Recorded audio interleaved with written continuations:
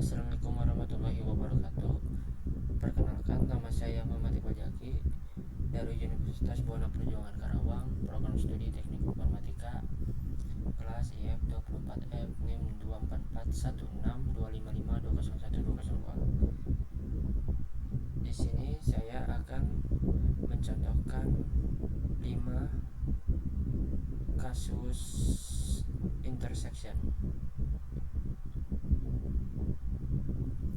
Nah, sebelum ke intersection, kita pahami dulu apa itu EED atau attribute, entitas dan relasi. Dalam bahasa Indonesia yaitu entitas adalah objek atau hal yang dapat diidentifikasi secara unik dalam sistem basis data, misalnya mahasiswa, dosen, atau mata kuliah. Nah, kalau atribut itu kayak properti kayak NIM, nama, alamat. Nah, kalau relasi itu kayak hubungan antara dua atau lebih entitas, contohnya kayak many to many. Nah, itu di relationship diagram.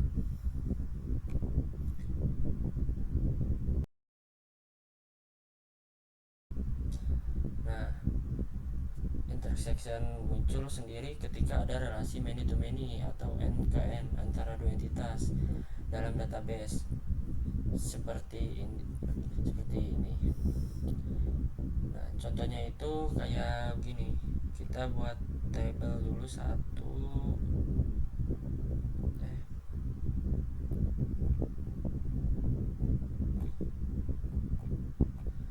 Kita buat dulu table satu. Misalkan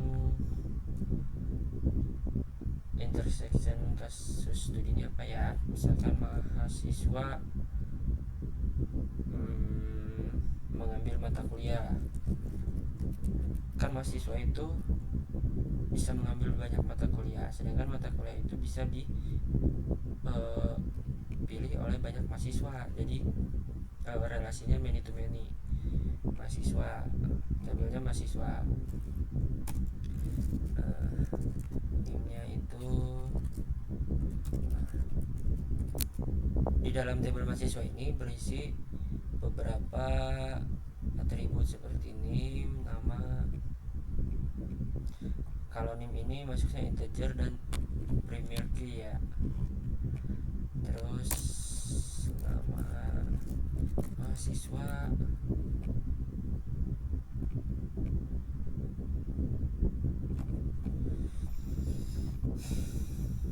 di atas.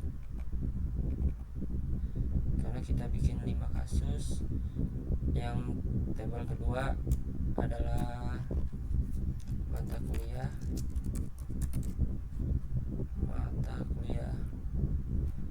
dengan, kalau mata kuliah itu apa ya, ID mata kuliah.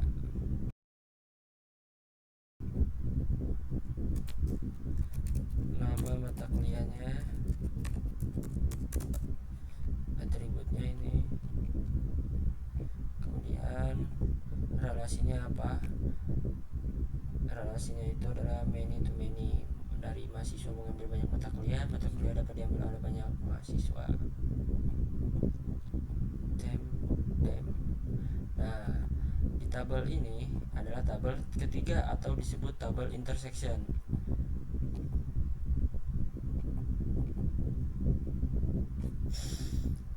Tabel intersection ini kita isi KRS. Misalkan mahasiswa mengambil mata kuliah melalui KRS dan mata kuliah dapat diambil oleh banyak mahasiswa melalui KRS atau penghubung atau relasinya KRS. Nah, KRS ini atributnya apa?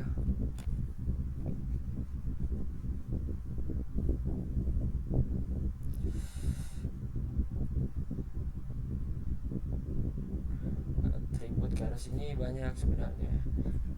Ada ID KRS, kode mata kuliah atau nilai, tapi kita ambil singkatnya saja begini.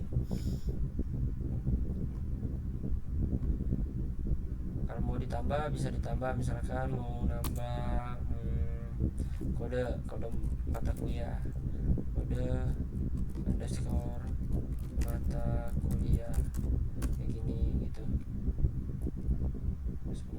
structure. Nah, kemudian kita buat tabel yang kedua.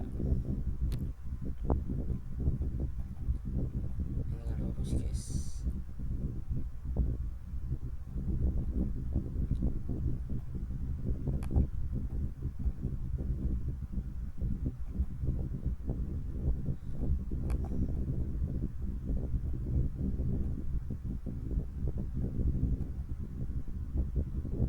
Nah, tabel yang kedua, misalkan contoh studi kasusnya pengemudi berkendara. Nah, pengemudi itu bisa memiliki atau mengemudikan banyak kendaraan, dan kendaraan dapat dikemudikan oleh banyak pengemudi, oleh banyak orang. Contoh pengemudi, tabelnya pengemudi. Nah, dalam tabel pengemudi ini kita isi ID atau nama atau data-data si pengemudi tersebut.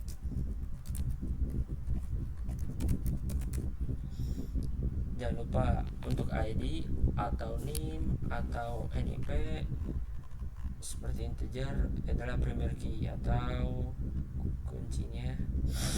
Kemudian tabel keduanya adalah kendaraan. Nah, kendaraan sendiri disebut kendaraan sendiri adalah tabel kedua. Contohnya apa? Jangan ID kendaraan juga. Tadi ID pengemudi, sekarang misalkan jenis kendaraan. Jenis kendaraan atau tipe kendaraan. Tipe aja dah, misalkan tipe. Tapi kita di sini kalau tipe berarti nggak masuk integer. Kita tulis dulu ID kendaraan untuk biar masuk integer. Kemudian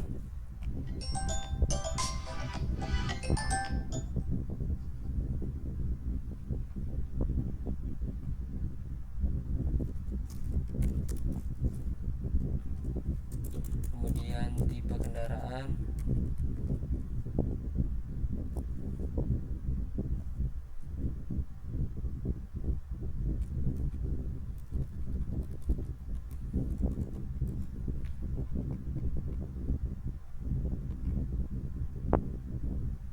Aduh,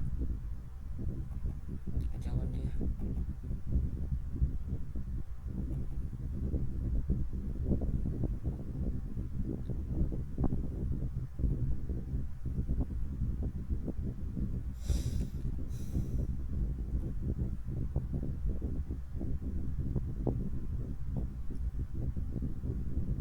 Nah, si pengemudi ini relasinya adalah many to many ke kendaraan, karena pengemudi dapat berkendara dengan banyak kendaraan. Kendaraan dapat dikemudikan oleh banyak orang atau pengemudi. Kita menaruh intersectionnya atau relasinya itu bisa berupa jadwal operasi atau yang lainnya. Misalkan kayak gini.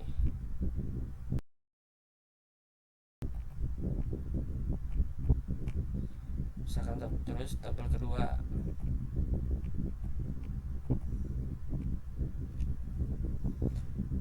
Contoh customer ke intersection produk. Misalkan nih tabel pertamanya customer, terus si ID customer ini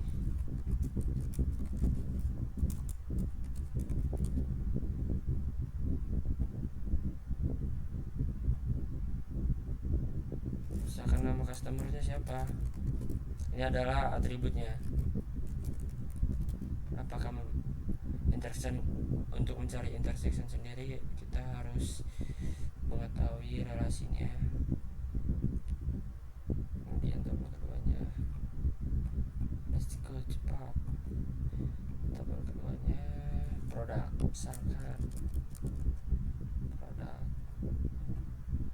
ID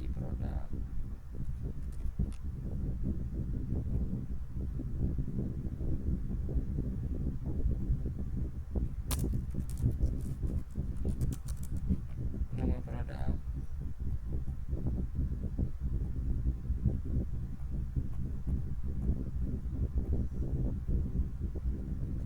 Nah, si customer ini memiliki banyak produk yang dijual, dan produk ini dimiliki oleh beberapa pelanggan atau customer.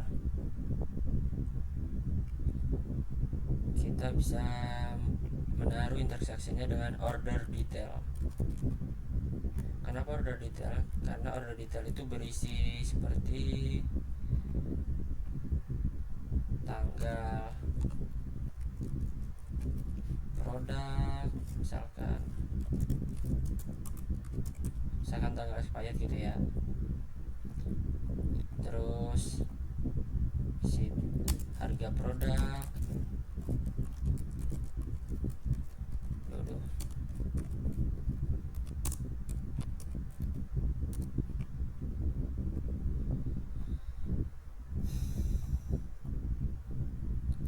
kemudian kita ke tabel yang keempat.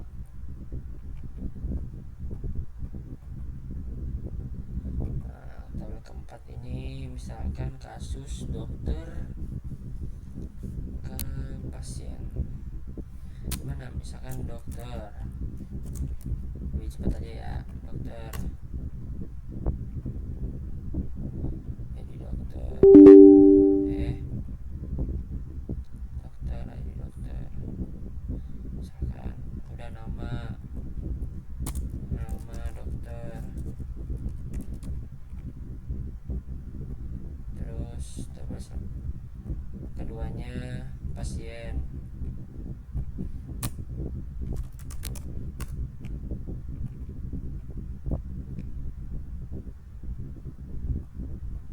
Nama pasien,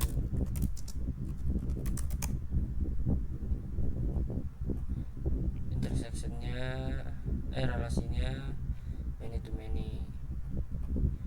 Contohnya jadwal dokter, jadwal pertemuan, atau rekam medis juga masuk, seperti tanggal pertemuan atau tanggal resep dokter, tanggal pertemuan, misalkan tanggal pertemuan yang ini. Nah, yang kelima, oke.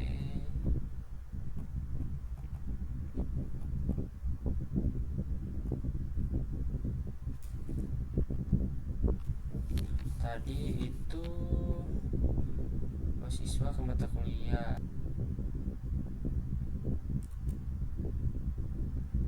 Misalkan mahasiswa.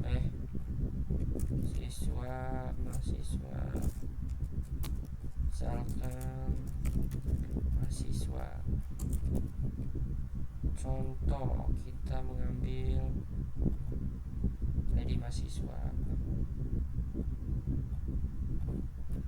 nama mahasiswa,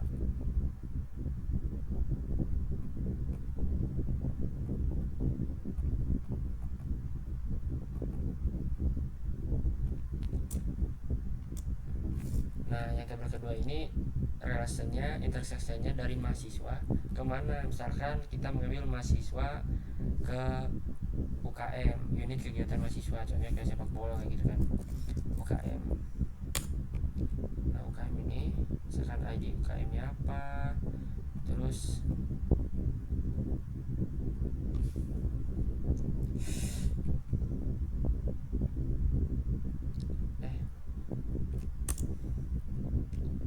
di dalam UKM ini memiliki atribut apa aja, misalkan nama UKM-nya apa aja, misalkan nama UKM-nya apa saja. Kita cepat saja karena baterai saya melobet. Rasanya many to many. Mahasiswa memiliki banyak UKM.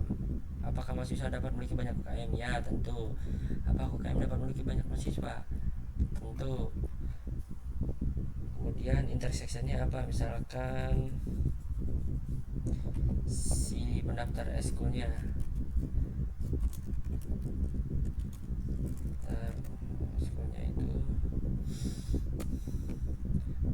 itu tanggal daftarnya kapan atau status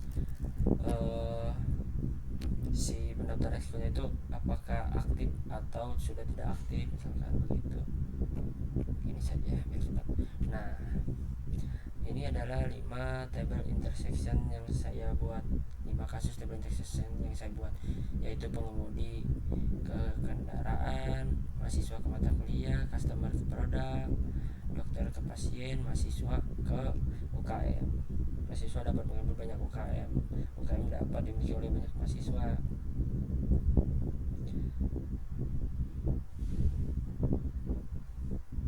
Nah, cara gampangnya mengenalinya adalah kalau kamu menemukan hubungan banyak ke banyak, contohnya kayak many to many kayak tadi kan, banyak ke banyak, langsung coba kamu bayangin kayak ada entitas gak nih si mahasiswa ke UKM, terus UKM ke mahasiswa ini ada relasi, ada hubungannya gak, ada entitasnya gak.